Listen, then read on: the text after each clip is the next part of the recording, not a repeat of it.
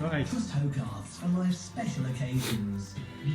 As you can see, this is what I need to end up with, and all that is on the floor, right? So that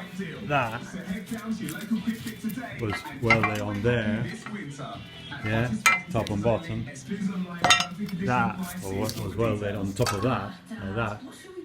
So I couldn't get to the weld, to that weld, to cut it out, right? And that was well on top of everything, like that, sorry. So it's a bit of a pain, and it's using a lot of these, the 1mm discs, because you see it's been put in stages, right? So I first need to cut this out, this off, yeah, get rid of it, then cut this wing so I can put my angle grinder under there, yeah, and remove this plate, which is that one, and then finally get to this and clean it up. After that, I'm going to have to extend this for by about 3 inches, and then I'm ready to put the bumper on. So